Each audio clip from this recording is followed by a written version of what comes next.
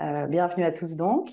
Nous allons laisser juste le temps à l'ensemble des participants de se connecter.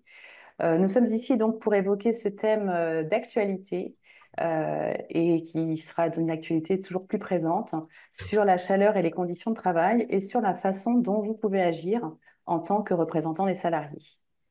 Je suis Aurore Dufaux du cabinet Syndex. J'interviens de façon très régulière sur les enjeux liés au développement durable et à la responsabilité sociale des entreprises. Et je suis accompagnée de ma collègue Laurence Guéret.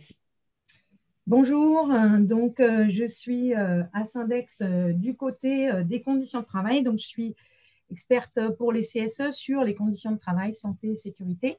Et je suis aussi sur ces sujets de chaleur et conditions de travail. Et donc, on va vous présenter un certain nombre d'éléments pour savoir comment agir. Ce que nous vous proposons en termes d'organisation, c'est nous allons procéder, enfin, Laurence va vous présenter le sujet, à la fois préciser ce qu'on entend par chaleur, préciser sur les effets de la chaleur et voir comment agir en lien avec les conditions de travail. Et nous prendrons un temps à la fin pour répondre à vos questions. Nous allons donc voir comment agir sur ces périodes, pendant ces périodes de chaleur intense. Donc, tout d'abord, vous le savez aussi bien que nous, on est dans une hausse des températures qui devrait se poursuivre.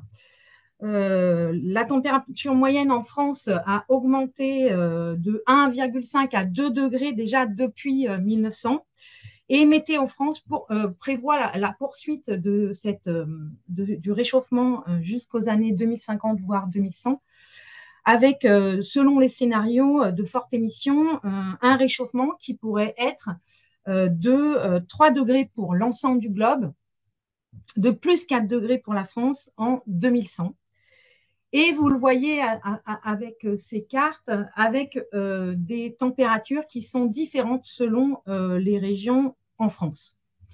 Donc ça, c'est juste l'introduction pour se resituer dans ce contexte d'augmentation de la chaleur. Et on a vécu des épisodes très récemment qui illustrent évidemment ce que je viens de dire. La question qu'on se pose, c'est quels sont les effets de la chaleur sur la santé et surtout l'effet des fortes chaleurs et des périodes de chaleur intenses. Les fortes chaleurs ont des effets directs et indirects sur la santé. On vient de le dire, on est dans un contexte de dérèglement climatique et donc la prévention du risque lié à la chaleur est un enjeu très important aujourd'hui en termes de conditions de travail, de santé, de sécurité des travailleurs et des travailleuses.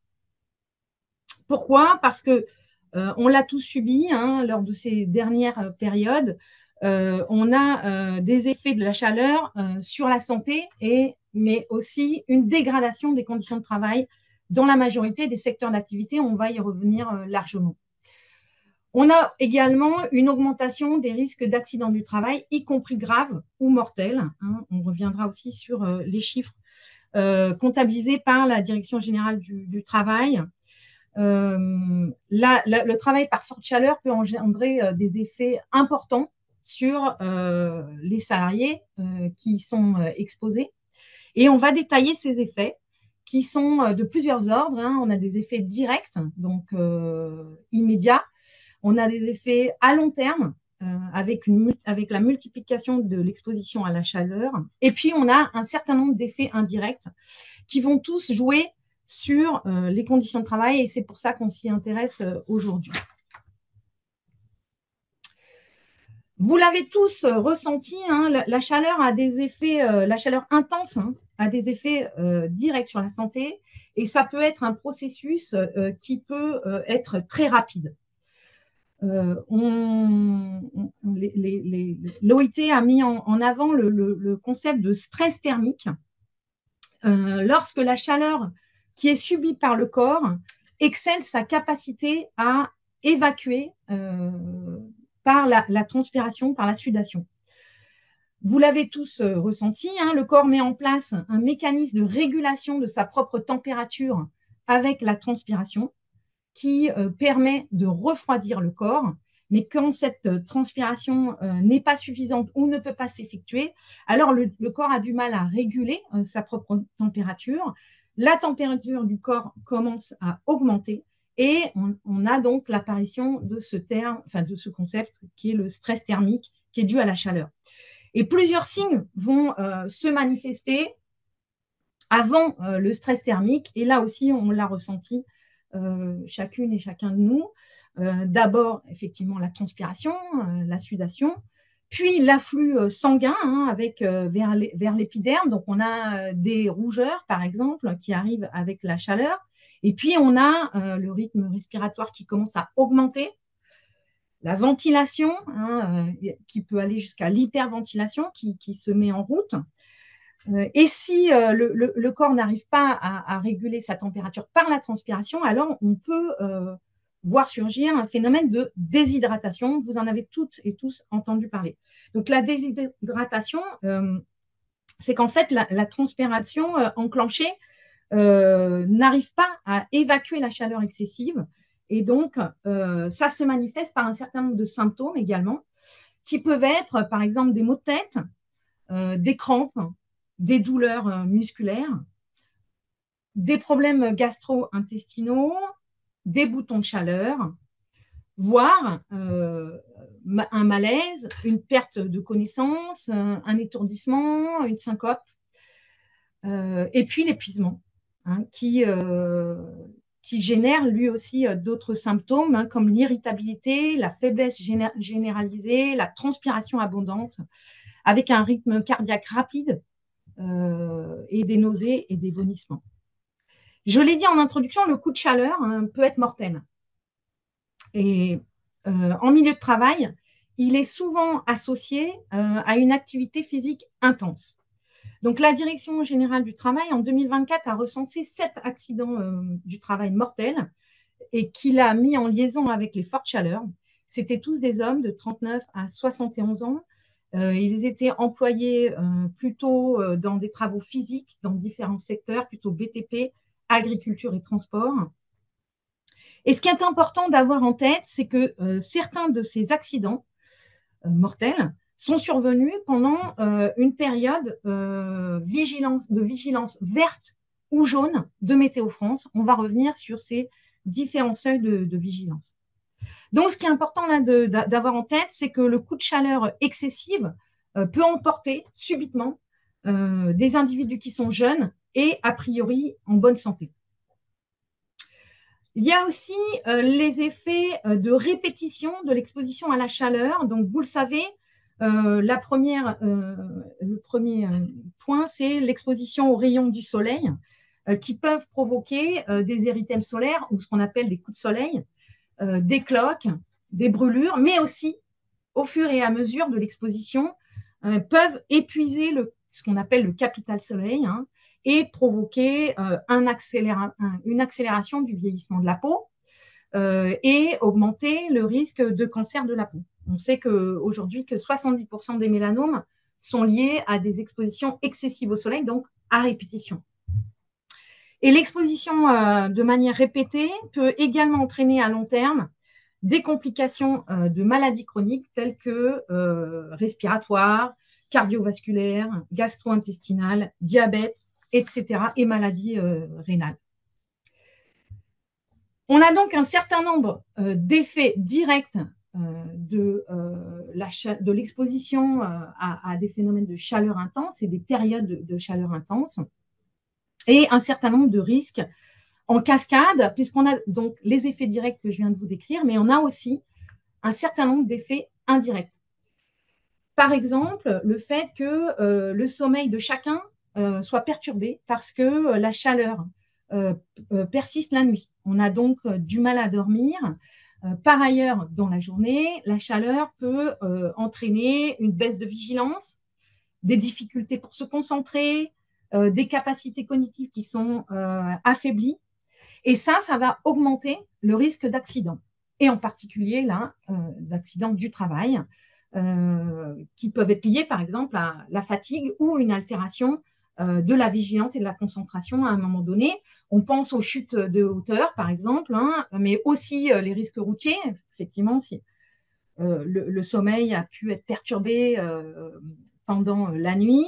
Les risques liés à la circulation d'engins hein, ou internes à l'entreprise, comme des véhicules, des chariots dans les hangars, etc. La baisse de vigilance et de concentration peut aussi entraîner des blessures quand on manipule un outil, par exemple. On peut aussi avoir, par exemple, les paumes qui transpirent, les mains qui transpirent, et du coup, il peut y avoir un glissement de l'outil qu'on a dans la main. On observe également que le dérèglement climatique et la multiplication des épisodes de chaleur intense augmentent les risques chimiques et biologiques. L'augmentation des risques chimiques parce que avec l'hyperventilation liée à la chaleur, on augmente l'inhalation des pollens, par exemple. Et puis, les substances qui sont volatiles sont plus, par exemple, les substances inflammables s'évaporent plus vite. Donc, ça augmente aussi ce type de risque. Et puis, on assiste également à la modification des agents biologiques. Le dérèglement des écosystèmes va créer les conditions propices au développement de certaines maladies infectieuses qu'on ne voyait pas sur le territoire, comme par exemple la dengue, qui est transmise par le moustique tigre.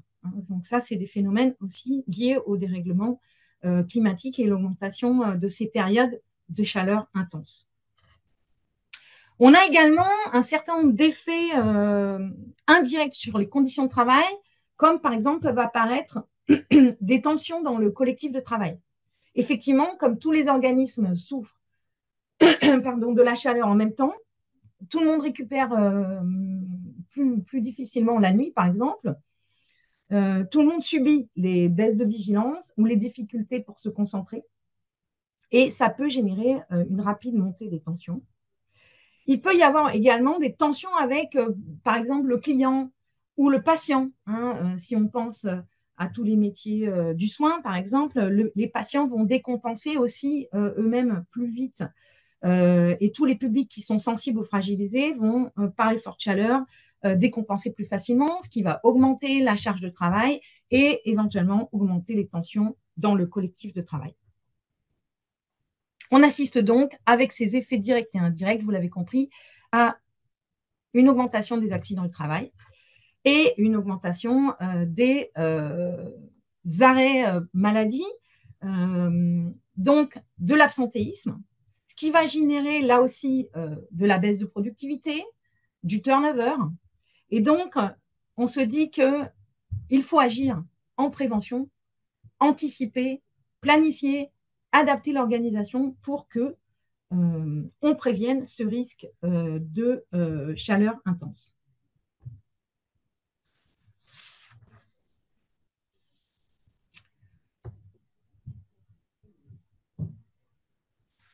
Petit rappel sur la prévention des risques. Vous le savez, l'employeur a des obligations de protection de la santé des travailleurs et des travailleuses et une obligation de prévention des risques.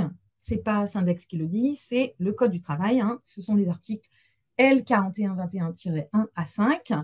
La prévention des risques s'inscrit dans l'obligation générale de protection de la santé physique et mentale des travailleurs et des travailleuses. Je vous lis l'article du Code du travail qu'il faut absolument mémoriser. L'employeur doit prendre les mesures nécessaires pour assurer la sécurité et la santé physique et mentale des travailleurs et des travailleuses. Je vous rappelle également les 9 principes de prévention que vous voyez s'afficher. Là aussi, ce sont les articles du Code du travail. Donc, la prévention des risques s'inscrit dans une obligation de protection de la santé physique. Et donc, ces 9 principes de prévention disent qu'il faut éviter les risques, évaluer les risques, combattre les risques à la source, adapter le travail à l'homme et à la femme, et pas l'inverse. Ce n'est pas à nous, travailleurs, travailleuses, de s'adapter au travail. Il faut planifier la prévention, dit le Code du travail. il faut donner la priorité aux mesures de protection collective et il faut informer et former les salariés sur les risques et leur prévention.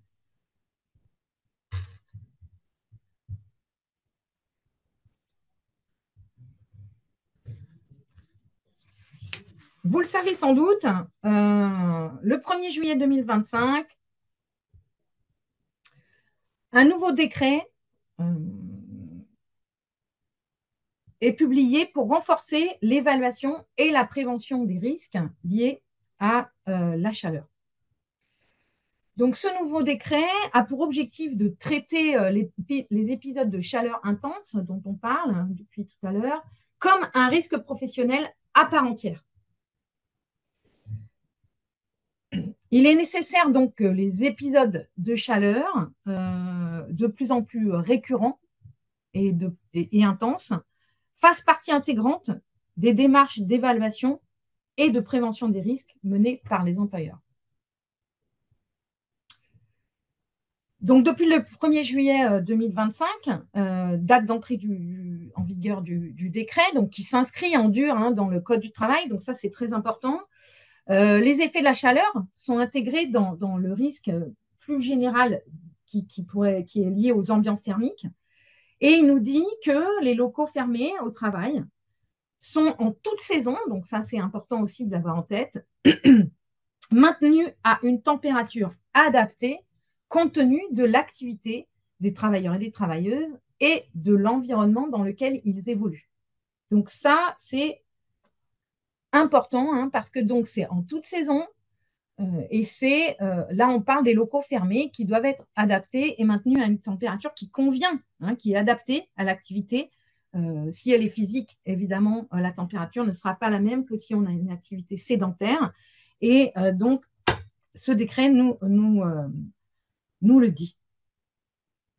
Il introduit au sein du Code du travail des nouvelles dispositions relatives à la prévention de ce risque et relatives à la prévention des risques liés à ces épisodes de chaleur intense qui sont gradués par Météo France en 4 niveaux.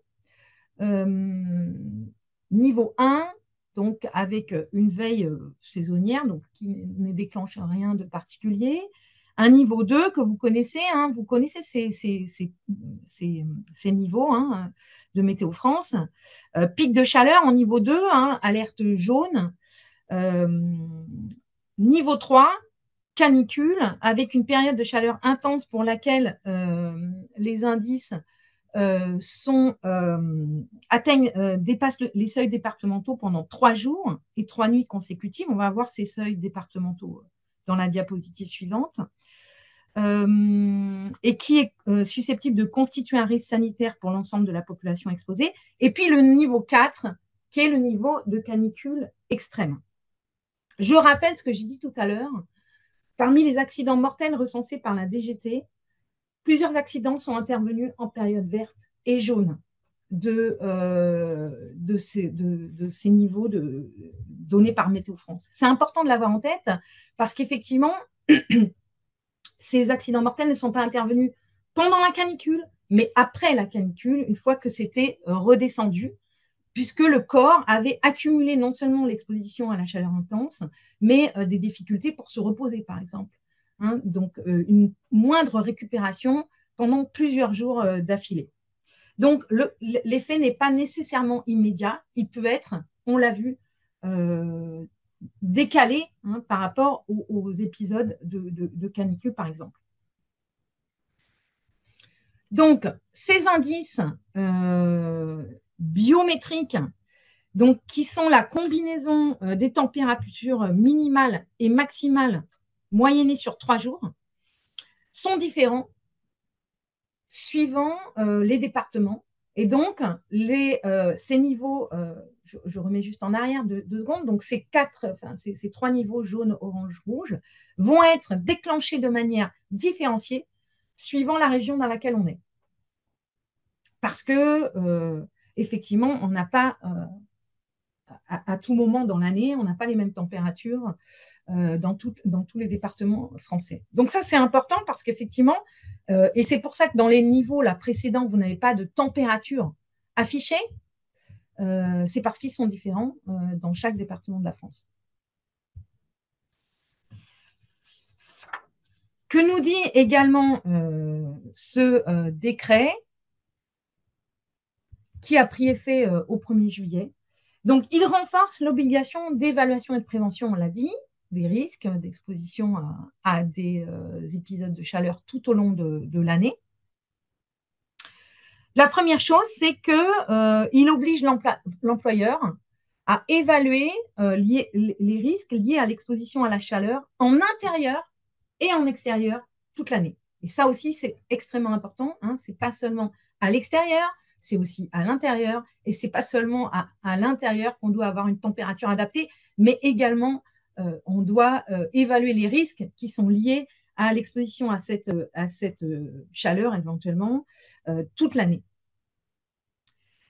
Et puis, ce décret, il dit clairement, et ça c'est nouveau également, hein, qu'il oblige l'employeur de déclencher des actions spécifiques, de faire évoluer l'organisation du travail lors d'un épisode de chaleur intense.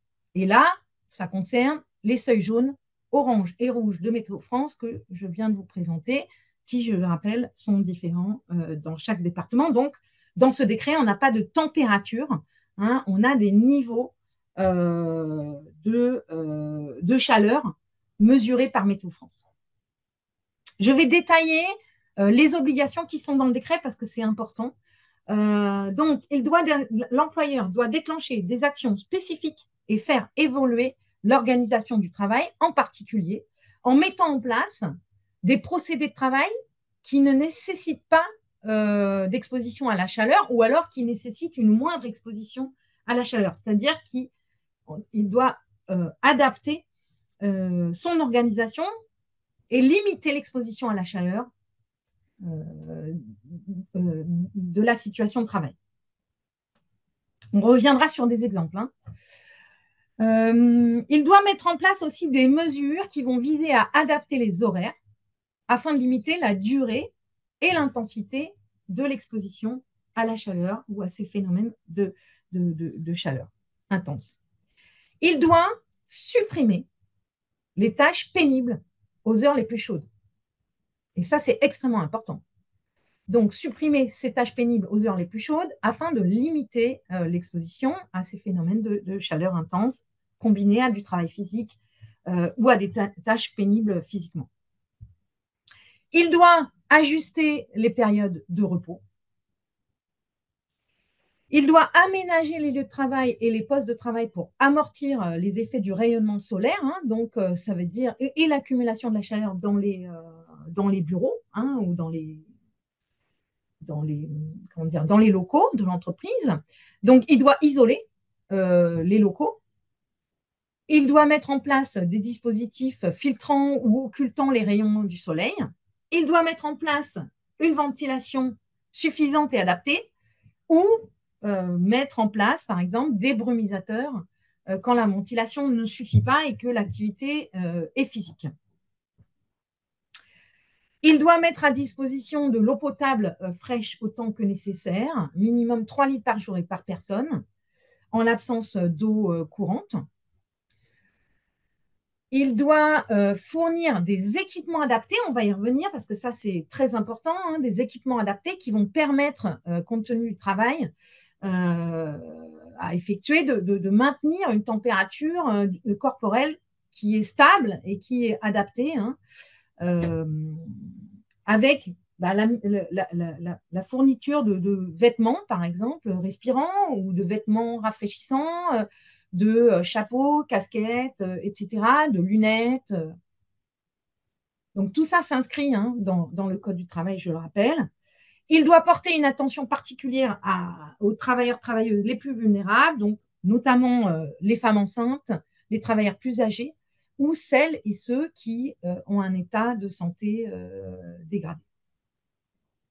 Et enfin, il doit informer et former les salariés sur les signes des coups de chaleur. Donc, tout ce que je vous ai expliqué auparavant sur voilà, comment arrive le stress thermique, et comment arrive un coup de chaleur, vous devez être formé et informé sur les signes et doivent être mis en place, vous devez être formé et informé aussi sur les gestes à adopter. Qu'est-ce qu'on fait lorsque quelqu'un subit un coup de chaleur?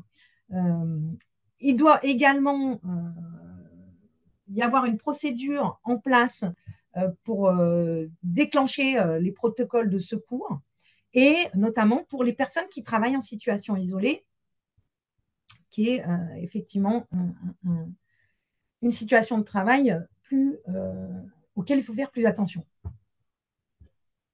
Merci Laurence pour ce premier temps de présentation, aussi bien sur la façon dont la chaleur impacte de façon directe ou indirecte la santé, et puis sur cette actualité avec le décret qui précise en fait les obligations de l'employeur. Qu'on constate, nous, par retour d'expérience, c'est que c'est souvent aux représentants des salariés d'en parler. C'est-à-dire que c'est vous qui êtes moteur souvent pour alerter l'employeur sur des conditions de travail qui se dégradent et sur le fait que l'employeur doit agir. On est sur un sujet très concret qui touche l'ensemble des conditions de travail de façon très différente. Donc, c'est un sujet qui peut difficilement être saisi de façon centrale et loin du terrain parce que les impacts, comme l'a bien décrit Laurence, sont très différents d'un site à un autre, d'un poste à un autre, d'une personne à une autre. Ok, ben merci pour ce petit retour de terrain. Et on vous propose maintenant d'entrer dans la phase qui répond aussi à certaines questions qu'on voit dans le chat. Que pouvez-vous faire en tant que CSE? Est-ce que vous pouvez agir et qu'est-ce que vous pouvez faire? Tout à fait. Donc, ce qu'on peut dire déjà, c'est que, bah, et vous l'avez mentionné dans la réponse au sondage, vous avez commencé à aborder ces sujets, j'imagine. Effectivement, nous, ce qu'on préconise, c'est d'agir de façon anticipée pour une meilleure prévention de ces épisodes de forte chaleur. Il ne faut pas attendre le mois de juin ni le mois de juillet. Et ce qu'on conseille, c'est de mettre ce sujet à l'ordre du jour d'un CSE, d'une commission SCCT, le cas échéant, à chaque début d'année, par exemple. En tout cas, au moins une fois par an, pour définir bien en amont que l'employeur puisse définir un plan de prévention pour protéger les salariés de la chaleur tout au long de l'année, on l'a vu, en intérieur comme en extérieur, et pas seulement durant les alertes de Météo France. On ne va pas attendre les alertes de Météo France et être en pleine canicule pour savoir, tiens, qu'est-ce qu'on va faire? Bah, on va adapter les horaires, on va mettre des stores. Non, il faut anticiper au maximum les choses en mettant, par exemple, ce sujet comme objet du dialogue social, comme Aurore le disait. Ce qui est très important également pour vous, représentants du personnel, ça va être de contribuer à identifier les situations de travail qui sont les plus exposées. Donc, on va essayer de voir ensemble comment on peut identifier les situations de travail qui vont être le plus exposées à l'intérieur comme à l'extérieur, en travaillant à l'intérieur comme à l'extérieur, à ces épisodes de chaleur intense. On va se poser un certain nombre de questions. Par exemple, quelles sont les tâches les plus pénibles? Quelles sont les tâches les plus coûteuses physiquement qui devront être décalées? On l'a vu tout à l'heure dans le décret. Donc, ce décret stipule qu'il faut décaler les tâches qui sont les plus physiques. Donc, pour ça, il faut les identifier et bien comprendre quelles sont les situations de travail qui sont les plus concernées. On va se poser d'autres questions. Quels sont les équipements de protection que portent les travailleurs et les travailleuses? On a parlé tout à l'heure d'équipements rafraîchissants. Est-ce qu'ils sont en place? Est-ce qu'au contraire, c'est des équipements qui accentuent les phénomènes de chaleur? Quels sont les outils, les machines qui contribuent à augmenter la température du corps? Donc, il y a la chaleur externe, mais il y a aussi un certain nombre de facteurs dans la situation de travail. Et par ces schémas, je vais essayer de vous présenter les différents facteurs qui peuvent contribuer à ce phénomène de stress thermique sur le lieu de travail. Donc ça, c'est un graphique qui a été réalisé par l'OIT dans une brochure que vous pouvez trouver en ligne, qui explique effectivement tous les facteurs contributifs aux situations de travail et à l'exposition à la chaleur. Alors, quels sont ces facteurs? On a un certain nombre de facteurs externes et très important également, la température relevée au thermomètre ne suffit pas pour évaluer, la chaleur et les effets sur la santé. Effectivement, il y a le niveau du taux d'humidité, hein, de l'hygrométrie, et la vitesse du vent qui vont aussi être des facteurs qu'il faut mesurer pour comprendre ce phénomène de chaleur. J'expliquais tout à l'heure que le corps réagit en transpirant. Si on est dans un milieu humide, alors ça sera plus complexe que dans un milieu sec. Et la vitesse du vent peut également rafraîchir le corps. On le sait quand il y a une petite brise voilà, qui arrive pendant ces épisodes de canicule. On sent tous les effets du vent. Donc, le niveau d'humidité, évidemment la température, le vent, et puis le rayonnement. Est-ce qu'on est exposé directement au soleil ou est-ce qu'on est à l'ombre? Donc, les situations de travail qui vont être dans des environnements avec un taux d'humidité important, pas de vent, donc complètement coupé du vent ou de l'air avec une température élevée et qui sont exposés au soleil sont à identifier et beaucoup plus à risque que d'autres situations. On a une sorte de, enfin, une série de facteurs qui sont liés à l'organisation du travail elle-même. Est-ce que la situation de travail qu'on va chercher à comprendre se situe à l'intérieur ou à l'extérieur? Est-ce qu'on travaille dehors ou est-ce qu'on travaille dedans? Est-ce qu'on est sous abri? Est-ce que c'est ventilé? Est-ce que, je le disais tout à l'heure, on est exposé au soleil ou on est à l'ombre? D'autres éléments très importants, on a commencé à le dire tout à l'heure, c'est la difficulté physique ou l'intensité physique de l'effort que doit fournir le travailleur ou la travailleuse pour effectuer sa tâche. Donc, quelle est l'intensité de l'effort physique? Donc, plus on a une intensité physique, plus on va transpirer, plus la chaleur du corps va monter, plus on aura des risques. La tenue vestimentaire, hein, on en a parlé, l'équipement, les EPI vont être aussi contributifs ou non de l'excès de chaleur pour le corps. Évidemment, la durée de la tâche, si la tâche dure physique, par exemple, dure 5 minutes, ce n'est pas du tout la même chose que si c'est tout au long de la journée. Hein. Donc, la durée de la tâche, la fréquence de cette tâche va différencier et va plus ou moins contribuer au risque. Est-ce que les salariés sont habitués ou non à l'exposition à la chaleur? On sait que le corps met à peu près 15 jours pour s'habituer à une hausse des températures. Donc, on bascule dans des niveaux de chaleur intense, voire de canicule en 2 ou 3 jours. Le corps n'a pas le temps de s'habituer. Donc, ça, c'est aussi un élément important. Et puis, on a tout ce qui est l'utilisation d'outils, de machines, de matériaux qui vont augmenter la chaleur auquel on est exposé. C'est sûr que si on a un outil électrique dans la main, quel qu'il soit, même un ordinateur hein, qu'on pose sur ses jambes, il diffuse de la chaleur. Donc, il va augmenter la chaleur corporelle. Et il y a d'autres outils, évidemment, que l'ordinateur. Et puis, il y a un certain nombre de situations de travail avec des surfaces radiantes qui renvoient la chaleur. Tout ce qui est four, par exemple, coulée de bitume, etc., etc. Et puis, dans les facteurs liés à l'organisation du travail, on a aussi la possibilité ou non de prendre des pauses. Donc, c'est à travers ces différents facteurs qu'on va essayer de comprendre et d'identifier quelles sont les situations de travail les plus exposées et sur lesquelles il faudra être plus vigilant et avoir des plans d'action. On a aussi, on l'a vu, des facteurs individuels. Donc, est-ce qu'on a été exposé ou pas? Est-ce qu'on a pu s'acclimater à cette chaleur? Est-ce qu'on a des travailleurs, des travailleuses qui ont des pathologies chroniques, des traitements médicaux, des femmes enceintes? L'ensemble, en fait, de ces paramètres vont jouer dans la situation de travail plus ou moins à risque et dans la capacité du corps à se refroidir grâce à son évaporation et sa transpiration. Donc, vous l'avez compris, ce décret ne donne pas de température. Or, l'INRS nous dit qu'il y a un risque pour les salariés de travailler au-delà de 30 degrés quand on est dans une activité sédentaire, une activité de bureau, entre guillemets, et au-dessus de 28 degrés pour un travail qui nécessite une activité physique. Donc là, au-delà de 28 degrés, la chaleur, l'INRS considère que la chaleur peut constituer un risque pour les salariés à l'intérieur comme à l'extérieur.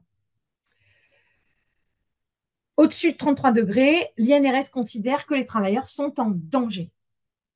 Et on a de nombreux secteurs qui peuvent se trouver concernés par le travail au-dessus de 28 degrés. Donc, vous êtes, je pense, là réunis dans ce webinaire et vous venez de secteurs très différents. On pense évidemment à tous ceux qui travaillent à l'extérieur, hein, le BTP, l'agriculture, le jardin, etc. Mais il y a aussi les agents d'accueil ou les agents de sécurité qui sont en extérieur. Et on n'oublie pas non plus les gens qui travaillent à l'intérieur, dans les métiers, par exemple, de la restauration, qui passent de l'intérieur à l'extérieur, qui sont dans des milieux très chauds, comme les cuisines, par exemple. Les métiers du soin, j'en ai un petit peu parlé tout à l'heure, donc effectivement, à l'hôpital, à l'EHPAD, mais aussi à la crèche, à l'éducation nationale, on a effectivement à gérer des individus qui sont aussi, eux, en souffrance de la chaleur. Donc, le salarié, la salariée doivent gérer ces patients ou ces clients. Ils doivent les surveiller, être encore plus vigilants. Donc, ça augmente aussi la charge de travail, comme je l'ai dit tout à l'heure. On a également tous les métiers du transport, hein, les chauffeurs routiers qui sont exposés à la fois à la chaleur, mais aussi qui cumulent les effets de la pollution et de l'air et les émissions de particules fines. Ils y sont plus exposés. On a aussi les facteurs hein, qui transportent le courrier, les livreurs, les dockers, tous les métiers de la réparation, les urgences, la gestion des déchets. Et puis, on a aussi tous les métiers de l'industrie qui travaillent déjà dans des milieux avec une forte chaleur. Je pense par exemple à la chaudronnerie, la fabrication du verre, les boulangeries, etc. Donc, eux vont cumuler non seulement la chaleur intérieure dans l'industrie et dans les locaux, mais la chaleur extérieure va augmenter le niveau de chaleur.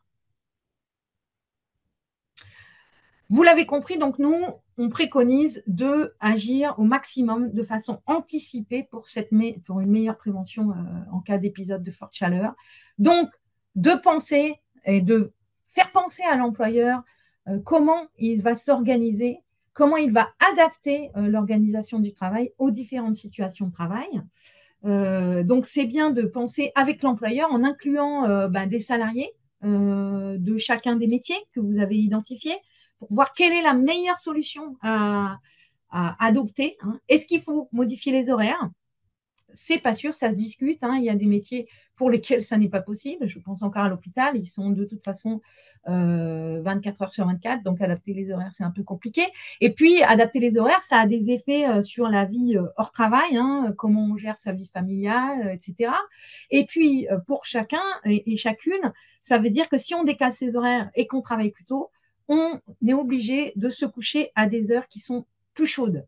Donc, on décale finalement le sommeil aux heures les plus chaudes, ce qui n'est pas favorable au temps de récupération. Donc, finalement, on préconise plus la possibilité d'allonger et de multiplier les pauses et qu'elles soient rémunérées, par exemple. C'est plus favorable que décaler les horaires dans certaines situations. Et puis, on a la prévention, ça demande aussi une forte anticipation hein, si on veut travailler sur le bâti, hein, sur les bâtiments, sur le fait de poser des stores, des brumisateurs, etc. Ça s'anticipe et on n'attend pas d'être en pleine canicule pour aller acheter des ventilateurs. Donc, ce qu'on préconise, évidemment, c'est d'intégrer ce risque, comme d'autres risques, hein, dans le document unique d'évaluation des risques. Et ce document unique, vous le savez, doit comporter tous les lieux de travail. Donc là, le niveau de forte chaleur et de chaleur intense sera différent suivant les régions. Donc il faut des plans d'action et intégrer ce risque de manière différenciée suivant les lieux de travail.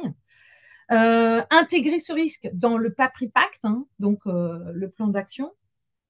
et de prévention et d'amélioration des conditions de travail. Et le mieux est d'avoir un plan d'action spécifique à déclencher à partir d'un certain seuil de température qui peut être en dessous des niveaux de vigilance de Météo France, donc en dessous du niveau jaune ou du niveau orange ou rouge, à déclencher dans certaines situations de travail. Donc tout ça, c'est adapté en fait au maximum aux situations de travail que vous rencontrez, le déclenchement des actions spécifiques. Et puis, ce qu'on préconise aussi, c'est de négocier une procédure d'arrêt de travail en urgence dans certaines conditions. Bah, par exemple, quand les salariés alertent du fait qu'il fait trop chaud et de ne pas attendre, encore une fois, la vigilance déclenchée par Météo France, mais voilà, d'entendre les salariés et leurs alertes, ou par exemple si un salarié fait un malaise ou autre. On vous préconise également de solliciter les services de santé au travail pour vous accompagner à mettre en place ces plans d'action et à réfléchir avec l'employeur. Et puis, on vous préconise également de demander à votre expert de faire un point sur ce sujet dans le cadre de son intervention sur la politique sociale, avec un axe sur les conditions de travail. On peut étudier ce point également. Voilà, je crois que j'en ai terminé. Merci Laurence. Merci bien pour cette présentation. Nous avons plusieurs questions. Peut-être une première question. On a beaucoup parlé chaleur, mais on a ici une question d'une élue de CSE qui demande s'il y a des températures de référence. Son problème, c'est plutôt l'hiver à cause des économies d'énergie et donc des baisses de température qui, pour un travail qui est dans le domaine des services, où donc les salariés sont plutôt sédentaires, ben, posent des problèmes pour les salariés sans tenir compte, dit-elle, des courants d'air ou autres. Alors, quelle situation quelle réponse quand on est dans ce genre de situation? On l'a dit, ce décret, je vais peut-être remettre en arrière, ce décret, il dit que la température doit être adaptée tout au long de l'année. Donc, ce n'est pas seulement pendant la chaleur qui doit être adapté aux tâches qui sont effectuées par les salariés. Donc, les locaux fermés affectés au travail sont en toute saison maintenus à une température adaptée compte tenu de l'activité des travailleurs et des travailleuses et de l'environnement dans lequel ils évoluent. Donc, c'est à discuter là aussi, à mettre en point à l'ordre du jour du CSE. Et donc, effectivement, il y a le risque de chaleur, mais les risques liés à la température, là, prennent vraiment leur sens avec ce décret. Ok, merci. Une question aussi, tu expliquais tout à l'heure les conditions à prendre en compte. Il n'y a pas que la dimension de température, il y a aussi des facteurs qui sont liés à l'organisation du travail. Et une question est sur le fait que ces facteurs liés à l'organisation du travail peuvent être soumis à interprétation, comme l'intensité de l'effort physique ou encore la fréquence. Et donc la question est comment trouver la bonne position à adapter? Là, c'est ramener les situations de travail, c'est aller regarder les situations de travail et ramener de manière factuelle la description de la situation de travail. Combien de temps dure la tâche? Quel effort est fourni? Quelle est la fréquence d'exposition à la tâche? Euh, c'est objectiver au maximum les situations de travail pour les ramener en CSE et en discuter. Ramener des photos, ramener des mesures de la température auquel est exposé le travailleur. Donc, plus on sera factuel, plus on aura des éléments chiffrés, plus ça sera intéressant. Combien de temps, finalement, l'opérateur, l'opératrice manipule l'outil ou est exposé à cette tâche? Je ne sais pas si je réponds à la question. Merci, si, ça précise. Une question aussi après sur la dimension des trajets qui sont effectués en dehors des heures de travail et notamment des trajets domicile-travail. Comment est-ce qu'ils sont concernés éventuellement par ce décret? ou par l'obligation de l'employeur. Je ne sais pas comment répondre à cette question-là. Les trajets, c'est-à-dire, il faudrait préciser en fait. Les trajets domicile-travail. Est-ce que l'employeur a une obligation de couverture, enfin de protection du salarié sur cette période? Je ne sais pas Donc, on comment répondre à creusera. cette Autre question. question Ce qui est sur sûr, c'est qu'un l'aspect. accident de trajet, c'est considéré comme un accident de travail. Donc, effectivement, la prévention est toujours la bienvenue parce que si effectivement il y a des accidents de trajet, ils seront comptabilisés et reconnus comme accidents du travail. Donc, l'employeur a intérêt à faire de la prévention sur l'ensemble de la journée du salarié. Mais il faudrait préciser un petit peu la situation parce que c'est difficile de répondre comme ça d'une manière générale. Je n'ai pas d'exemple en tête. Merci. Et une question aussi sur la notion de droit de retrait. Est-ce qu'il est possible d'appliquer un droit de retrait? Et si oui, à quel moment dans le cas de forte chaleur? Euh, donc, le droit de retrait, il peut être, vous le savez, accompagné d'un droit d'un DGI, pour danger grave et imminent. Le droit de retrait et le DGI sont quand même des choses à manipuler avec beaucoup de précautions parce qu'il faut qu'il y ait un danger immédiat pour la personne et pour une mise en danger voilà, assez grave, qualifiée de grave par la jurisprudence. Néanmoins, si effectivement on a des salariés qui font des malaises, qui font des malaises parce qu'ils sont exposés à la chaleur, alors c'est quelque chose qui peut être envisagé. Mais là, c'est pareil, je veux dire, répondre d'une manière générale, c'est assez complexe parce qu'on l'a vu, il y a plein de choses qui contribuent à l'augmentation de la chaleur. Donc, ce sont des notions qu'on peut voilà, qu'on peut dégainer, je dirais, mais à manipuler avec beaucoup de précautions. C'est ce qu'on préconise dans nos formations. Merci. Et une question qui peut-être qui fait écho à ce que tu as présenté tout à l'heure. Pour les salariés qui travaillent en extérieur, Mhm. est-ce qu'il y a des préconisations et comment est-ce que le CSE peut agir? Alors oui, je reviens en arrière. Hein, donc, à l'extérieur, donc il y a un certain nombre de choses qui sont écrites noir sur blanc dans le décret. Vous voyez là, c'est supprimer les tâches pénibles ou les décaler à d'autres moments. En fait, il y a des entreprises où voilà, des milieux où on planifie à l'avance. On sait que la période de l'été va être chaude d'une manière globale et qu'on travaille en extérieur avec un travail physique. On va planifier un certain nombre de tâches à d'autres moments qu'on va décaler sur les périodes d'hiver, par exemple, ou qu'on va décaler très tôt le matin, ou on va réorganiser sa journée d'une manière différente. Et puis, pendant les périodes d'extrême chaleur, on va ranger les locaux, faire de la maintenance, faire un certain nombre de tâches qu'on n'a pas pu faire avant. Donc, la préconisation, c'est d'adapter pour limiter au maximum l'exposition à la chaleur. Donc, il y a l'ajustement des périodes de repos aussi.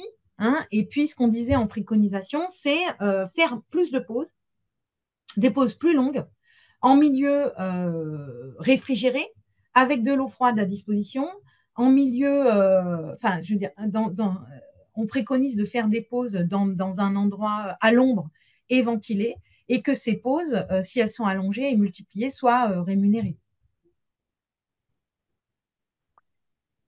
Et Merci. puis, on a aussi tout ce qui est équipement. Effectivement, est-ce qu'on a la possibilité de mettre à disposition des vêtements réfrigérants? Il en existe. Après, ils ne sont pas efficaces très longtemps, ni toute la journée, mais ils peuvent un temps. En tout cas, ce qui est primordial, c'est de discuter en amont avec l'employeur et négocier tout ça, enfin négocier, aller en prévention, c'est prévoir ce plan de prévention et effectivement argumenter auprès de l'employeur en ramenant les éléments le plus factuels possible de la situation de travail pour que un certain nombre de situations de travail soient limitées en période de forte chaleur et encore plus à l'extérieur quand on est exposé. Ok. Peut-être une dernière question. Il y a beaucoup de questions, donc pour celles qu'on ne pourra pas répondre en direct, on vous répondra par mail. Il y a quelques questions autour du télétravail. Est-ce qu'il y a une obligation de l'employeur par rapport à ça? Comment s'inscrivent des situations de télétravail sur les sujets de santé et de protection des salariés? Le télétravail, c'est une situation de travail comme une autre, je dirais. L'employeur doit agir également en prévention. Je remets l'article du Code du travail. Hein, voilà, il doit prendre les mesures nécessaires pour assurer la sécurité et la santé physique et mentale des travailleurs. C'est valable sur site, c'est valable en déplacement, c'est valable en circulation si le métier c'est d'être sur la route et c'est valable en télétravail. Donc, quelles sont les mesures tu dois prendre spécifiquement le décret chaleur n'ajoute rien, mais c'est des choses qu'il faut discuter. Là aussi, le décret ne dit pas tout, hein, il ouvre des portes et il faut s'engouffrer dans la brèche maintenant qu'on a ce décret. C'est-à-dire que avec ce décret, et ça a été une lutte hein, quand même de syndicats pour arriver à ce décret, c'est pas voilà, c'est pas comment dire, le décret espéré, mais néanmoins, on avance sur ces sujets. Donc, ça doit être l'objet encore une fois, de mettre ce sujet à l'ordre du jour d'un CSE, d'une commission SCCT pour anticiper ce qui peut voilà, se passer également en télétravail. Hmm. Et en documentant, comme tu l'as bien dit, les conditions de travail spécifiques dans les différentes situations. Ok. Je vois il y a vraiment beaucoup de questions. Euh,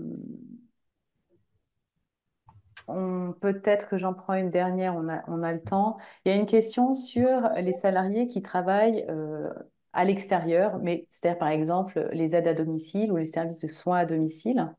Donc le lieu de travail est du coup chez des particuliers. Qu'est-ce qu'ils peuvent exiger dans ce cas-là? Bah, Comment s'exprime l'obligation de protection de l'employeur? c'est pareil, en fait, tout ça, enfin, on ne peut pas donner de solution toute faite. Ça, c'est vraiment le maître mot, ça doit être discuté avec les salariés, c'est ce qu'on préconise. C'est-à-dire qu'on ne peut pas plaquer des solutions toutes faites à des situations de travail. Donc là aussi, on peut préconiser de ralentir les rythmes, de avancer certains horaires ou décaler certains horaires, d'avoir des pauses plus longues, mais tout ça, ça doit être discuté avec l'employeur. C'est très difficile en fait de répondre comme ça de manière absolue et on préconise l'inverse, c'est-à-dire que de discuter avec les travailleurs et les travailleuses qui sont concernés par cette situation de travail. Donc, effectivement, c'est des situations qui sont très fortement exposées. Est-ce qu'il y J'ai a des... malheureusement pas de solution toute faite. Merci. Et est-ce qu'il y a des sanctions pénales pour l'employeur en cas d'accident avéré en lien avec une absence d'évaluation et de prévention?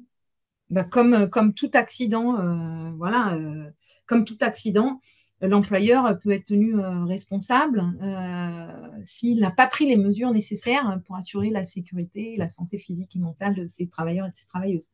Donc oui, il peut être sanctionné si on arrive à me démontrer le lien. Là, en l'occurrence, les accidents mortels dont j'ai parlé ont été reconnus par la Direction générale du travail. Donc je ne sais pas où on en est dans les sanctions, mais il y en aura.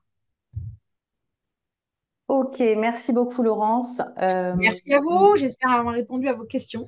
Oui, nous arrivons à la fin de ce webinaire. Euh, pour ceux qui nous ont mis des questions en direct, on prendra le temps de vous répondre par mail. Vous l'avez entendu, les questions nécessitent d'être circonstanciées, les réponses nécessitent d'être circonstanciées hein, pour bien prendre en compte les situations précises de l'exposition au risque et la façon dont elles impactent la santé des salariés. Si vous avez encore des questions, vous pouvez nous les envoyer sur l'adresse mail contact@sandex.fr. Merci à tous pour votre participation et nous vous souhaitons une très bonne journée. Merci à toutes et à tous de nous avoir suivis. Au revoir. Au revoir.